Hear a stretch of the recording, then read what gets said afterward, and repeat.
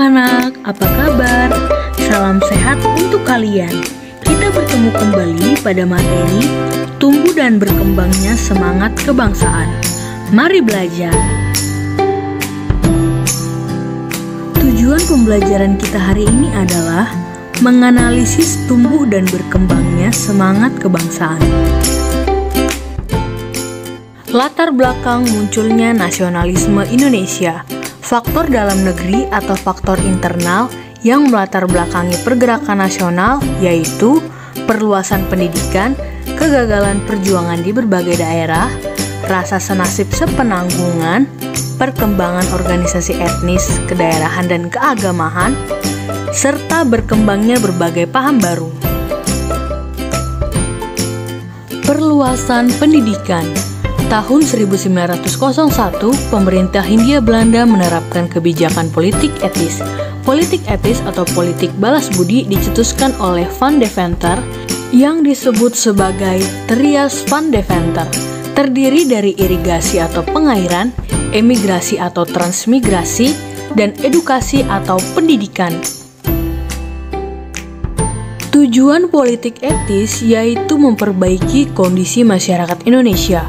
Namun dalam pelaksanaannya banyak penyelewengan seperti irigasi hanya untuk kepentingan perkebunan Belanda, emigrasi atau transmigrasi hanya untuk mengirim orang Jawa keluar Jawa guna dijadikan buruh perkebunan dengan upah yang murah, dan pendidikan hanya sampai tingkat rendah yang bertujuan memenuhi pegawai rendahan.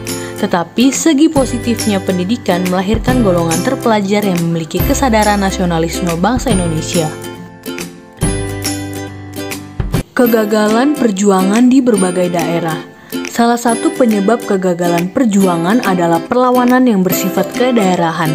Memasuki abad 20, corak perjuangan bangsa Indonesia berubah dari bersifat kedaerahan menuju perjuangan yang bersifat nasional. Corak perjuangan nasional bangsa Indonesia ditandai dengan diikrarnya Sumpah Pemuda pada 28 Oktober 1928. Rasa senasib sepenanggungan. Tekanan pemerintah Hindia Belanda pada bangsa Indonesia telah memunculkan perasaan kebersamaan rakyat Indonesia sebagai bangsa terjajah. Hal inilah yang mendorong tekad bersama untuk menghimpun kebersamaan dalam pergerakan kebangsaan Indonesia. Perkembangan organisasi etnis, kedaerahan, dan keagamaan. Awalnya, organisasi yang berdiri di Indonesia adalah organisasi etnis, kedaerahan, dan keagamaan. Organisasi dengan latar belakang etnis antara lain Serikat Pasundan serta perkumpulan kaum Betawi yang dipelopori oleh M. Husni Tamrin. Berikut adalah organisasi kedaerahan serta organisasi keagamaan.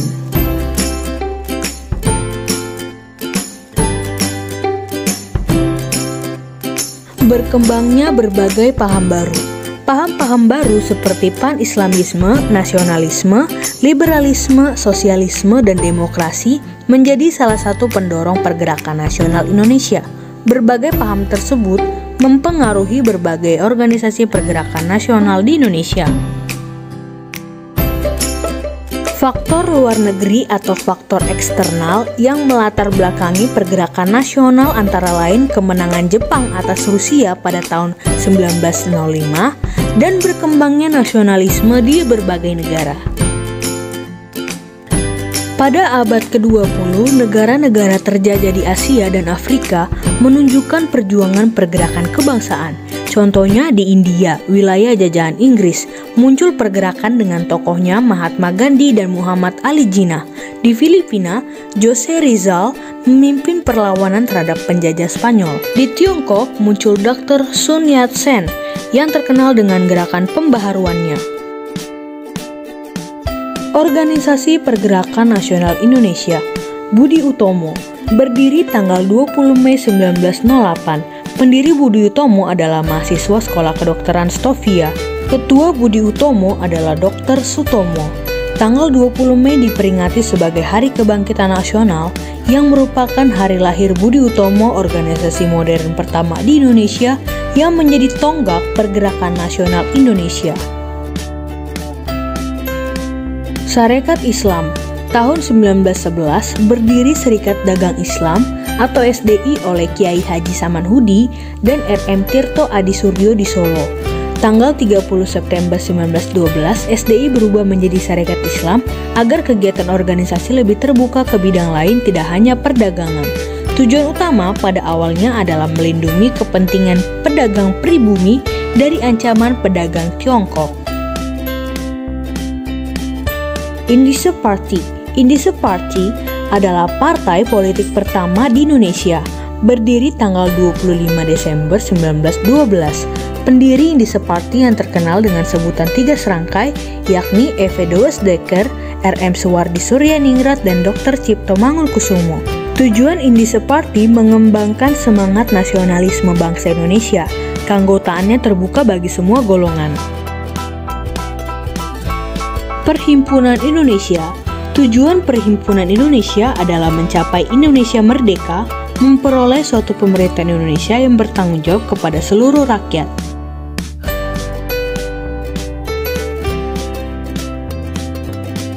Partai Nasional Indonesia atau PNI didirikan pada 4 Juli 1927 di Bandung, dipimpin oleh Insinyur Soekarno. Tujuan PNI adalah Indonesia merdeka. Kegiatan politik PNI dianggap mengancam pemerintah Belanda, sehingga para tokoh PNI ditangkap dan diadili pada tahun 1929. Pembelaan Soekarno di hadapan pengadilan diberi judul Indonesia Menggugat. Organisasi lain adalah Parindra dan Gerindo.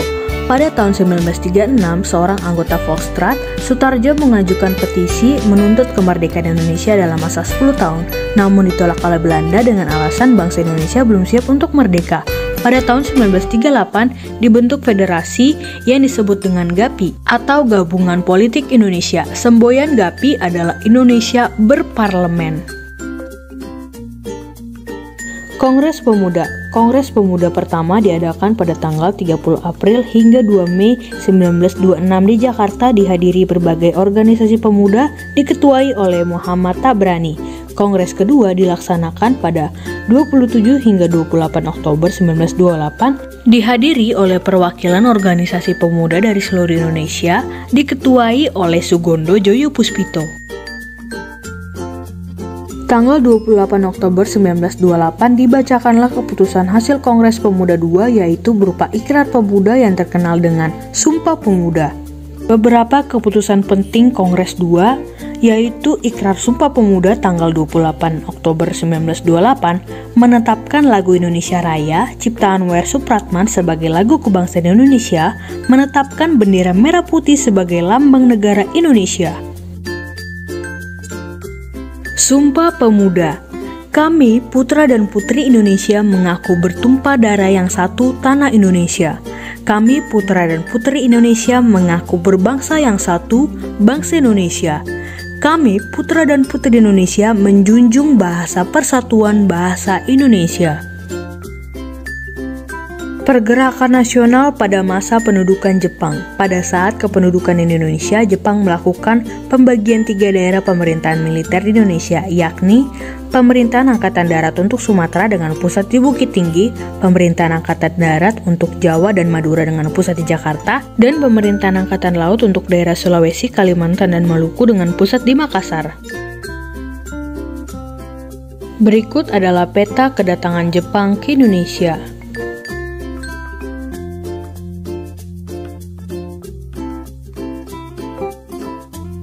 Setelah Jepang menyerang pangkalan militer Amerika Serikat di Pearl Harbor pada tanggal 8 Desember 1941, Jepang mendarat di Indonesia. Tujuan Jepang menguasai Indonesia ialah untuk kepentingan ekonomi dan politik. Tanggal 11 Januari 1942, Jepang mendarat di Tarakan, Kalimantan Timur, kemudian ke Balikpapan dan Batavia. Belanda akhirnya menyerah tanpa syarat kepada Jepang pada tanggal 8 Maret 1942 di Kalijati, Subang, Jawa Barat. Serat terima ditandatangani Letnan Jenderal Terporten, Panglima Angkatan Perang Belanda, dan Letnan Jenderal Imamura, pimpinan pasukan Jepang. Sejak saat itu seluruh Indonesia berada di bawah kekuasaan Jepang. Kebijakan pemerintah militer Jepang. Pertama, membentuk organisasi sosial seperti Gerakan 3A Pusat Tenaga Rakyat, Jawa Hokokai, dan Masyumi. Propaganda Jepang dikenal dengan semboyan Gerakan 3A. Jepang Pemimpin Asia, Jepang Pelindung Asia, Jepang Cahaya Asia dengan tujuan menarik simpati rakyat Indonesia dipimpin oleh Mr. Syamsuddin.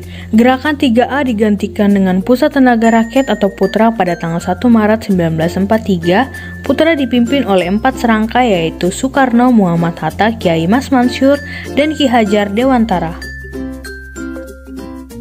Pemerintah Jepang kurang puas dengan kegiatan yang dilakukan oleh Gerakan Putra karena para tokoh Gerakan Putra memanfaatkan organisasi ini untuk melakukan konsolidasi dengan tokoh-tokoh perjuangan. Akhirnya, organisasi Putra dibubarkan oleh Jepang dan tahun 1944 dibentuk Jawa Hokokai, yaitu Gerakan Kebaktian Jawa. Untuk menarik simpati masyarakat Indonesia yang mayoritas beragama Islam, Jepang membentuk Masyumi, Majelis Syuro Muslimin Indonesia. Masyumi dipimpin oleh Kiai Haji Hasyim Asy'ari dan Kiai Haji Mas Mansur. 2. Pembentukan organisasi semi militer. Jepang membentuk berbagai organisasi semi militer seperti Seinen dan Fujinkai Keibo dan Heiho dan Pembela Tanah Air atau PETA. Tujuannya adalah untuk memberi bekal bela negara agar siap mempertahankan tanah airnya. Dalam kenyataannya tujuan itu hanya untuk menarik minat rakyat Indonesia dengan maksud untuk membantu menghadapi tentara sekutu.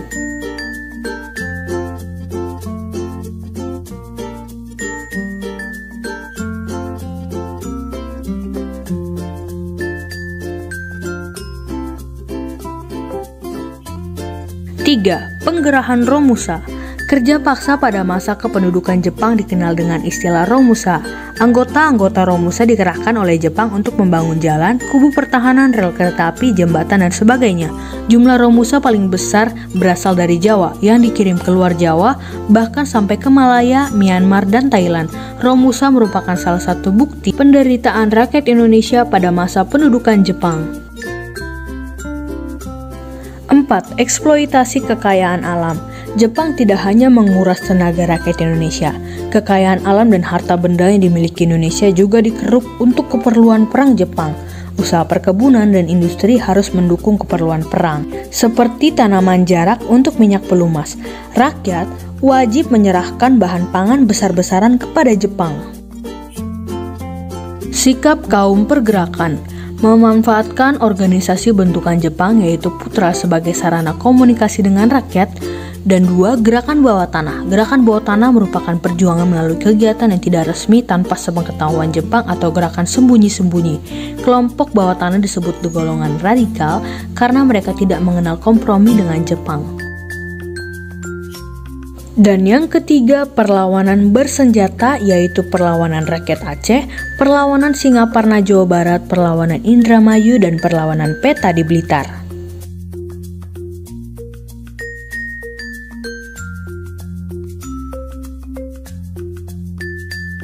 Sekarang mari kita simak mengenai perubahan masyarakat Indonesia pada masa kolonial Barat. 1. Perluasan penggunaan lahan. Penambahan jumlah lahan perkebunan untuk tanaman ekspor dilakukan di berbagai wilayah di Indonesia. 2. Persebaran penduduk. Transmigrasi berkembang pada akhir abad 19 dengan diterapkannya politik etis yang bertujuan untuk menyebarkan tenaga kerja murah di berbagai perkebunan di Sumatera dan di Kalimantan. 3. Pengenalan tanaman baru. Beberapa tanaman andalan ekspor dikenalkan dan dikembangkan di Indonesia. Pengenalan tanaman baru sangat bermanfaat dalam pengembangan pertanian dan perkebunan di Indonesia. 4. Penemuan tambang-tambang. Pembukaan lahan di masa kolonial Barat juga dilakukan untuk pertambangan minyak bumi, batu bara, dan logam. Transportasi dan komunikasi. Pada zaman penjajahan Belanda, banyak dibangun jalan raya, rel kereta api, dermaga, dan jaringan telepon. Pembangunan sebagai sarana transportasi dan komunikasi mendorong mobilitas barang dan jasa yang sangat cepat. Perkembangan kegiatan ekonomi. Perubahan masyarakat dalam kegiatan ekonomi pada masa kolonial terjadi baik dalam kegiatan produksi, konsumsi, dan distribusi. 7. Mengenal uang. Pada masa kekuasaan kolonial Barat, uang mulai dikenalkan sebagai alat pembayaran jasa tenaga kerja. Masyarakat mulai menyenangi uang karena dianggap lebih mudah digunakan. 8. Perubahan pada pendidikan. Pada masa kolonial Barat, terjadi diskriminasi pendidikan di Indonesia. Sekolah dibedakan menjadi 2 golongan, yakni sekolah untuk bangsa Eropa dan sekolah untuk pribumi. Hal ini mendorong lahirnya gerakan pendidikan di Indonesia seperti Taman Siswa di Yogyakarta. Perubahan dalam aspek politik.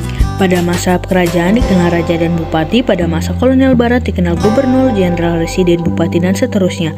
Sebelum masa penjajahan, masyarakat Indonesia terdiri dari puluhan kerajaan. Pada masa Hindia Belanda, berbagai daerah tersebut disatukan dalam satu identitas yaitu Hindia Belanda.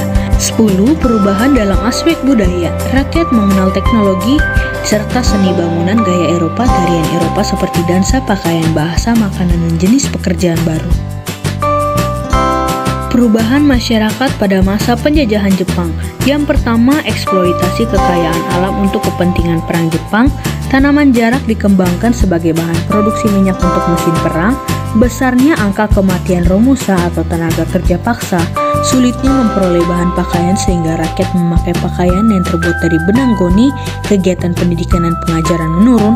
Jepang melarang dan membubarkan semua organisasi pergerakan politik kecuali MIAI, yaitu Majelis Islam ala Indonesia, karena organisasi ini dikenal dengan anti budaya barat atau Belanda. Demikianlah anak-anak pelajaran kita hari ini pada materi tumbuh dan berkembangnya semangat kebangsaan. Silahkan kalian mengulang kembali materi tersebut. Jangan lupa untuk selalu menerapkan gerakan 3M, mencuci tangan, menjaga jarak, dan selalu memakai masker. Sampai jumpa di lain kesempatan dengan materi yang berbeda. Salam sehat, terima kasih.